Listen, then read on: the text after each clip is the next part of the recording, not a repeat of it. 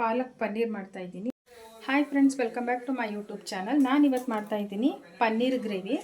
But ನಾನು ಸ್ವಲ್ಪ ಡಿಫ್ರೆಂಟಾಗಿ ಮಾಡ್ತಾಯಿದ್ದೀನಿ. ಎಲ್ಲ ಕ್ಯೂಬ್ಸ್ ಥರ ಕಟ್ ಮಾಡಿ ಮಾಡ್ತಾರೆ, ಬಟ್ ನಾನೆಲ್ಲ ಸ್ಮ್ಯಾಶ್ ಮಾಡ್ಬಿಟ್ಟು ಮಾಡ್ತಿದ್ದೀನಿ. ಇದು ಬೇರೆ ಥರ ಡಿಫ್ರೆಂಟಾಗಿರುತ್ತೆ, ತುಂಬ ಚೆನ್ನಾಗಿರುತ್ತೆ ನೋಡಿ. ನೀವು ಮಧ್ಯ ಮಧ್ಯ ವೀಡಿಯೋ ಸ್ಕಿಪ್ ಮಾಡಿ ನೋಡಿದ್ರೆ ನಾನು ಹೇಗೆ ಮಾಡಿರೋದು ಅಂತ ನಿಮಗೆ ಒಂದು ಮಿಸ್ ಆದ್ರೂ ಅದು ಆ ಥರ ಟೇಸ್ಟ್ ಬರೋಲ್ಲ. ಸೊ ಹಂಗಾಗಿ ಕೊನೆವರೆಗೂ ಎಲ್ಲೂ ಸ್ಕಿಪ್ ಮಾಡ್ದಿರ ವೀಡಿಯೋನ ಪೂರ್ತಿಯಾಗಿ ನೋಡಿ. ನಾನು ಮಾಡಿರೋ ರೀತಿಯಲ್ಲಿ ಮಾಡ್ಕೊಳ್ಳಿ, ತುಂಬ ಚೆನ್ನಾಗಿ ಬರುತ್ತೆ. ಪನ್ನೀರ್ನೆಲ್ಲ ಫುಲ್ಲು ಸ್ಮ್ಯಾಶ್ ಮಾಡಿ ನೋಡಿ, ಈ ಥರ ಮಾಡಿಟ್ಕೊಂಡಿದ್ದೀನಿ. ಇದಕ್ಕೆ ನಾನು ಚಿಲ್ಲಿ ಪೌಡರು 1 ಟೇಬಲ್ ಸ್ಪೂನು, ಮತ್ತು ಗರಂ ಮಸಾಲ, ಮತ್ತು ಚಿಟಕಿ ಅರಿಶಿನ 1/4 ಟೇಬಲ್ ಸ್ಪೂನು ಅರಿಶಿನ, ಮತ್ತು ಉಪ್ಪು ಇಷ್ಟು ಹಾಕಿ ಗೀ ಹಾಕಿ ಫ್ರೈ ಮಾಡಿ ಇಟ್ಕೊಂಡಿದ್ದೀನಿ. ಹೆಂಗೆ ಮಾಡೋದು ಅಂತ ತೋರಿಸ್ತೀನಿ ನೋಡಿ. ಇದು ಚಪಾತಿಗೆ, ಅನ್ನಕ್ಕೆ ಮತ್ತು ಪರೋಟಾಗೆಲ್ಲ ತುಂಬ ಚೆನ್ನಾಗಿರುತ್ತೆ. ನೀವು ಒಂದ್ಸಲ ಮನೇಲಿ ಟ್ರೈ ಮಾಡಿ. ಇವಾಗ ಹೇಗೆ ಮಾಡೋದು ಅಂತ ತೋರಿಸ್ತೀನಿ ಬನ್ನಿ. ಪನ್ನೀರ್ ಜೊತೆ ಹಾಕೋದಕ್ಕೆ ಅಂತ ಕ್ಯೂಬ್ಸ್ ಥರ ನೋಡಿ ಈರುಳ್ಳಿ ಕಟ್ ಮಾಡಿಬಿಟ್ಟು ಬಿಡಿಸಿಟ್ಕೊಂಡಿದ್ದೀನಿ. ಅದ್ರ ಜೊತೆಗೆ ಇವಾಗ ಕ್ಯಾಪ್ಸಿಕಮ್ನು ಕಟ್ ಮಾಡಿ ಇಟ್ಕೊತೀನಿ.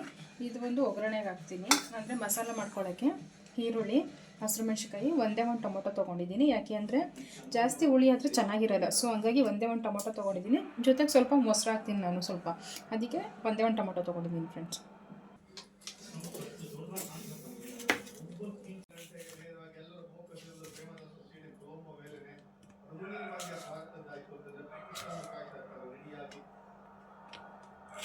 ಇದು ಬಂದು ಗ್ರೇವಿಗೆ ಹಾಕೋಕ್ಕೆ ಕಟ್ ಮಾಡ್ತಾ ಇರೋದು ಕ್ಯಾಪ್ಸಿಕಮ್ಮು ನೋಡಿ, ಗ್ರೇವಿಗೆ ಹಾಕೋಕ್ಕೆ.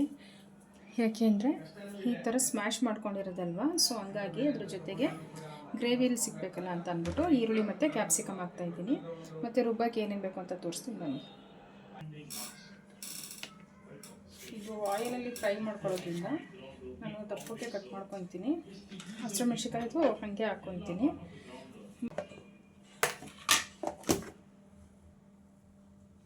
ಇಷ್ಟು ಪುದೀನ,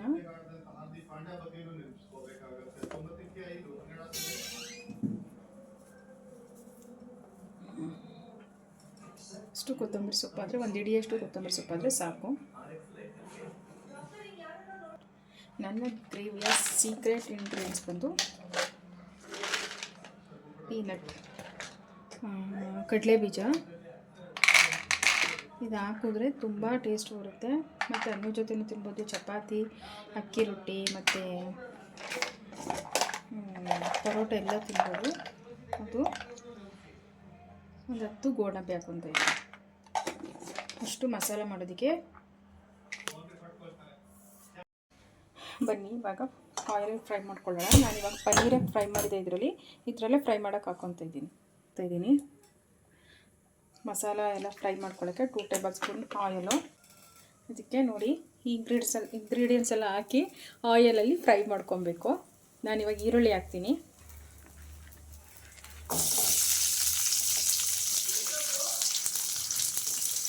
ಹಸಿ ವಾಸನೆ ಎಲ್ಲ ಹೋಗೋದಕ್ಕೆ ಇದ್ರಲ್ಲಿ ಫ್ರೈ ಮಾಡ್ಕೊಳ್ಳೋದು.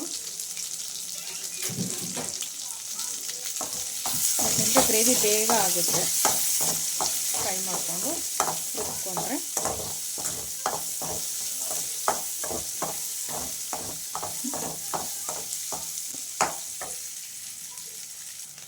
ಸ್ವಲ್ಪ ಆದರೆ ಸಾಕು, ಯಾಕೆಂದರೆ ರುಬ್ತೀವಲ್ಲ, ಸೊ ಹಂಗಾಗಿ ಮೆಣಸಿನ್ಕಾಯಿ ಹಾಕ್ತಾಯಿದ್ದೀನಿ.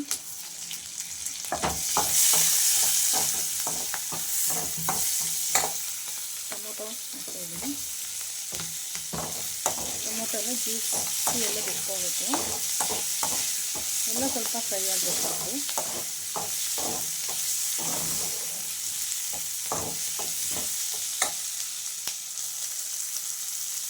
ಸ್ವಲ್ಪ ಶುಂಠಿ ಬೆಳ್ಳುಳ್ಳಿ ಪೇಸ್ಟು, ಒಂದು ಅರ್ಧ ಟೇಬಲ್ ಸ್ಪೂನಷ್ಟು ಹಾಕೊಂಡಿದ್ದೀನಿ.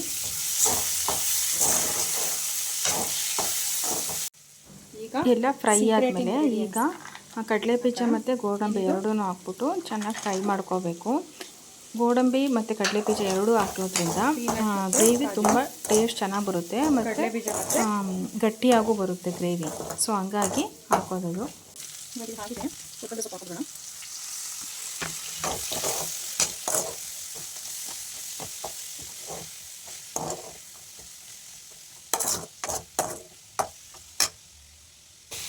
ಮಸಾಲೆ ಎಲ್ಲ ಫ್ರೈ ಆಗಿದೆ.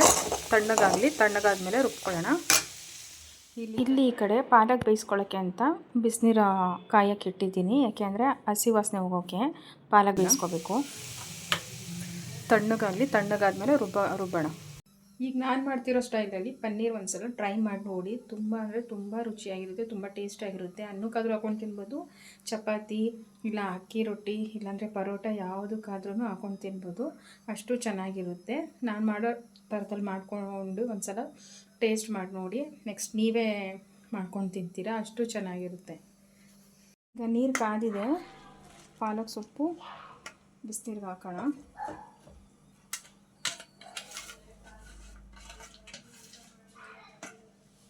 ಅದು ಬಿಸಿ ನೀರಲ್ಲಿ ಸ್ವಲ್ಪ ಕಲರ್ ಚೇಂಜ್ ಆದರೆ ಸಾಕು.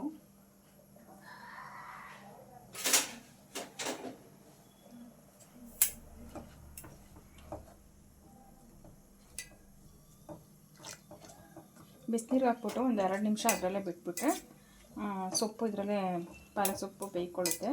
ಆಮೇಲೆ ತೆಗೆದ್ಬಿಟ್ಟು ರುಬ್ಬಕ್ಕೆ ಹಾಕ್ಕೊಬೋದು. ನೋಡಿ ಹೀಗಾಗಿದೆ.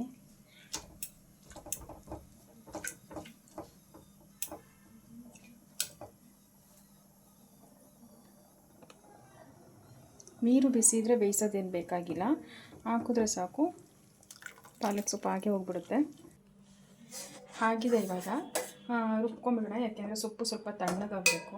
ಬಿಸಿನೀರಿಗೆ ಹಾಕಿರೋದಲ್ವ, ತಣ್ಣಗಾದ್ಮೇಲೆ ರುಬ್ಕೊಳ್ಳೋಣ. ಸೊ ತಣ್ಣಗಾಗೋಕ್ಕೆ ನಾನು ಮಸಾಲ ರುಬ್ಬಕ್ಕೆ ಹಾಕಿದ್ನಲ್ಲ ಅದರೊಳಗಡೆ ಹಾಕ್ಬಿಡ್ತೀನಿ. ತಣ್ಣಗಾದ್ಮೇಲೆ ಎಲ್ಲ ಒಟ್ಟಿಗೆ ರುಬ್ಬಕ್ಕೆ ಸರಿ ಹೋಗುತ್ತೆ. ಫಸ್ಟು ಮಸಾಲ ಮಾಡ್ಕೊಂಡಿದ್ವಲ್ಲ ಅದು ರುಬ್ಬಾದ್ಮೇಲೆ ಲಾಸ್ಟಲ್ಲಿ ಸೊಪ್ಪು ಹಾಕ್ಕೊಳ್ಳಿ. ಯಾಕೆಂದರೆ ಇಲ್ಲಾಂದರೆ ಸೊಪ್ಪು ಬೇಗ ಗ್ರೈಂಡ್ ಆಗಿಬಿಡುತ್ತಲ್ವ. ಆಮೇಲೆ ಕಡಲೆಬೀಜ ಅದೆಲ್ಲ ನೀಟಾಗಿ ಪುಡಿ ಆಗೋಲ್ಲ. ಸೊ ಅದಕ್ಕೆ ನಾನು ತಣ್ಣಗಾಗೋಕ್ಕೋಸ್ಕರ ಇವಾಗ ಅದರಲ್ಲಿ ಹಾಕಿದ್ದೀನಿ. ಫ್ರೆಂಡ್ಸ್, ಇವಾಗ ಗ್ರೇವಿ ಮಾಡ್ಕೊಳ್ಳೋಣ. ಗ್ರೇವಿ ಮಾಡ್ಕೊಳ್ಳೋಕ್ಕೆ ನಾನು ಈ ಥರದ ಪಾತ್ರೆ ಇಟ್ಕೊಂಡು ಈ ಪಾತ್ರೆಯಲ್ಲೇ ಮಾಡ್ಕೊತಾ ಇದ್ದೀನಿ. ಇವಾಗ ಎಣ್ಣೆ ಹಾಕೋಣ.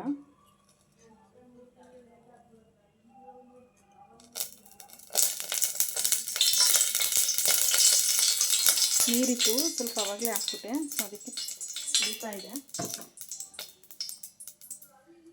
ಎಣ್ಣೆ ಬಿಸಿಯಾಗಿದೆ. ನಾನು ಜೀರಿಗೆ ಮಾತ್ರ ಹಾಕೊತಾ ಇದ್ದೀನಿ. ಅಂದರೆ ಮಸಾಲೆ ಆಗೋ ತನಕ ಇವು ಫ್ರೈ ಆಗಬೇಕಲ್ಲ, ಸೊ ಹಂಗಾಗಿ ಇದು ಹಾಕೊತಾ ಇದ್ದೀನಿ. ಈಗ ಈರುಳ್ಳಿ,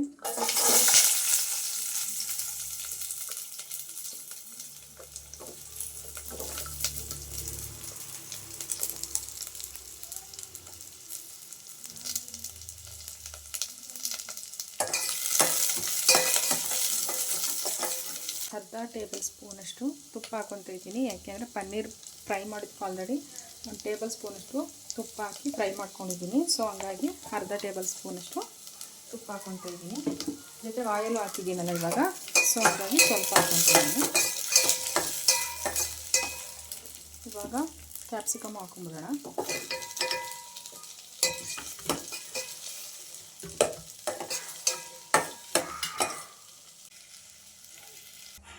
ಫ್ರೆಂಡ್ಸ್, ಇವಾಗ ಅದು ಆಗುವಷ್ಟರಲ್ಲಿ ಇದು ಬೇಯೋಷ್ಟರಲ್ಲಿ ಮಸಾಲ ರುಬ್ಕೊಬಿಡೋಣ. ಎಲ್ಲ ರುಬ್ಬಕ್ಕೆ ಹಾಕ್ಬಿಡೋಣ.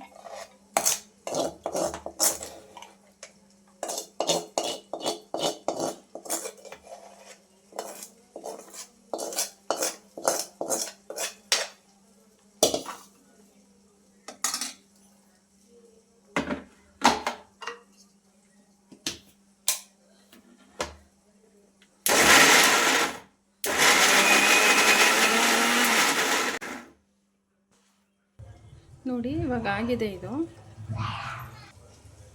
ಇವಾಗ ಪಾಲಕ್ ಹಾಕ್ಬಿಟ್ಟು ರುಬ್ಕೊಬಿಡೋಣ.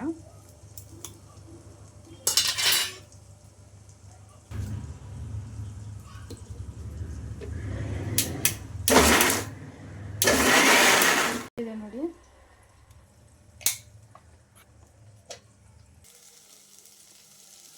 ಈ ಕಡೆ ಕ್ಯಾಪ್ಸಿಕಮ್ ಮತ್ತು ಈರುಳ್ಳಿ ಎರಡೂ ಸಹ ಫ್ರೈ ಆಗಿದೆ. ಇವಾಗ ಇದಕ್ಕೆ ಸ್ವಲ್ಪ ಮಸಾಲ ಹಾಕೊಬಿಡೋಣ. ಇದಕ್ಕೆ ಹೋಮ್ ಮೇಡ್ ಸಾಂಬಾರು ಪೌಡರ್ ಬಿಟ್ಟು ಬೇರೆ ಏನೂ ಹಾಕ್ತಿಲ್ಲ. ಸ್ವಲ್ಪ ಹಾಕ್ಕೊತೀನಿ, ಯಾಕೆಂದರೆ ರುಬ್ಬಕ್ಕೆ ಆಲ್ರೆಡಿ ಹಾಕ್ಕೊಂಡಿದ್ದೀವಲ್ಲ. ಸೊ ಹಂಗಾಗಿ ಸ್ವಲ್ಪ ಇದು ಹಾಕ್ಕೊತೀನಿ ಅಷ್ಟೇ.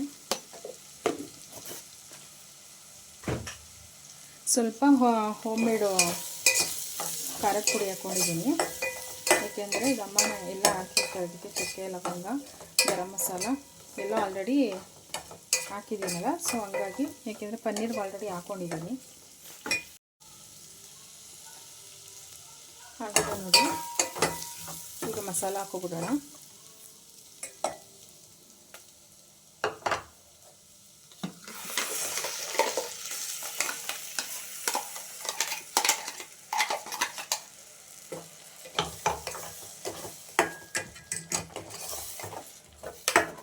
ನೋಡಿ ಹೀಗಾಗಿದೆ.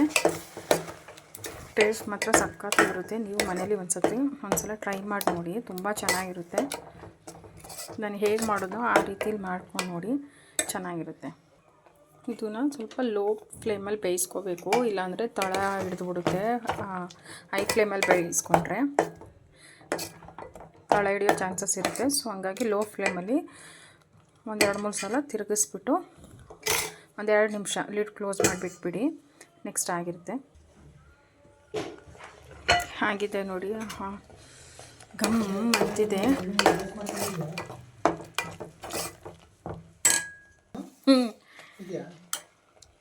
ನೋಡಿ, ಜಾರ್ ತೊಳೆದಿರೋ ನೀರು ಮಾತ್ರ ಹಾಕ್ತಾಯಿದ್ದೀನಿ. ಬೇಕಂದರೆ ಎಕ್ಸ್ಟ್ರಾ ನೀರು ಹಾಕೊಬೋದು. ನಾನು ನೀರು ಜಾಸ್ತಿ ಆ್ಯಡ್ ಮಾಡ್ತಿಲ್ಲ.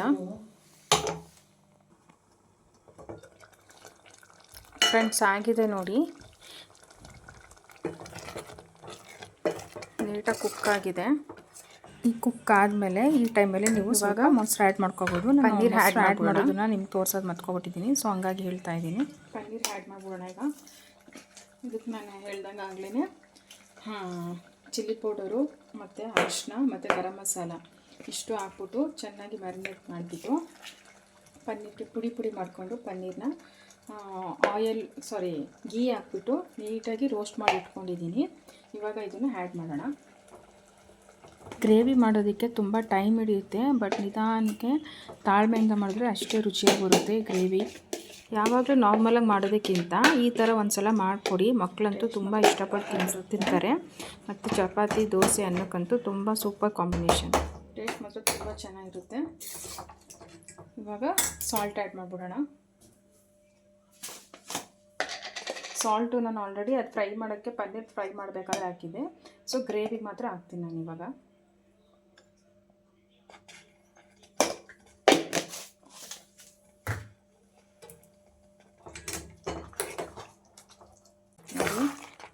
ಆಗಿದೆ ಪನ್ನೀರ್ ಗ್ರೇವಿ. ಚಪಾತಿ ಸರ್ವ್ ಮಾಡಿಕೊಂಡು ತಿಂತಾಯಿರಿ ಅಷ್ಟೇ. ನೀವೊಂದ್ಸಲ ಟ್ರೈ ಮಾಡಿ ನೋಡಿ ಹೆಂಗಿದೆ ಅಂತ. ಟೇಸ್ಟ್ನ ಕಾಮೆಂಟ್ ಬಾಕ್ಸ್ನಲ್ಲಿ ಕಾಮೆಂಟ್ ಮಾಡಿ ತಿಳಿಸಿ, ಓಕೆನಾ? ನೆಕ್ಸ್ಟ್ ವೀಡಿಯೋದಲ್ಲಿ ಸಿಗ್ತೀನಿ. ಅಲ್ಲಿವರೆಗೂ ನನ್ನ ಪೇಜ್ನ ಫಾಲೋ ಮಾಡ್ತಾಯಿರಿ. ಹಾಗೆ ನನ್ನ ವೀಡಿಯೋಸ್ಗೆ ಲೈಕ್ ಮಾಡಿ, ಶೇರ್ ಮಾಡಿ, ಸಬ್ಸ್ಕ್ರೈಬ್ ಮಾಡಿ. Thank you so much.